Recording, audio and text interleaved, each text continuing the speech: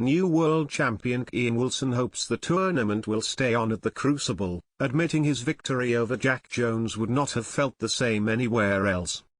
The Sheffield venue has hosted the World Snooker Championship every year since 1977, but the current deal expires on its 50th anniversary.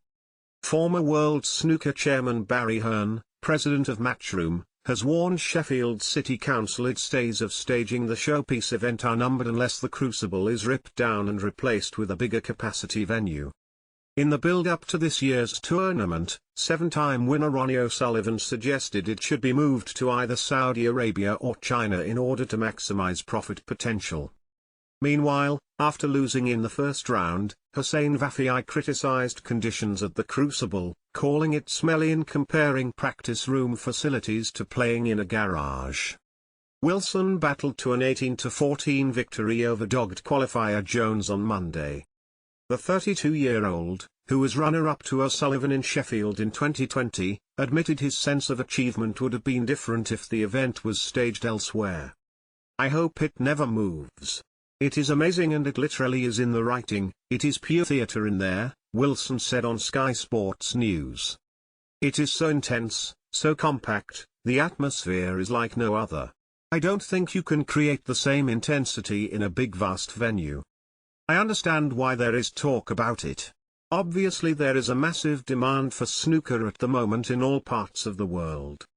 It is a great position for the game to be in, but for me it was so important to make sure I lifted it this year because if I ever got the chance to lift this trophy and it wasn't at the Crucible, for me in particular, I don't think it would have quite had the same effect." Saudi Arabia's growing interest in the sport has dramatically changed the landscape for discussions. The first-ranking tournament is set to be staged in the Kingdom next season, and the second World Masters of Snooker will double its prize for potting the controversial golden ball to $1 million. Wilson added, "At the end of the day, everybody has different circumstances. People have families to provide for, mortgages to pay, bills to pay, so I don't know the position that other people are in. For me it was just all about being a part of history. Obviously, the money and all of that sort of thing can take care of itself if you are a world champion, so I don't think there was any point in worrying about that.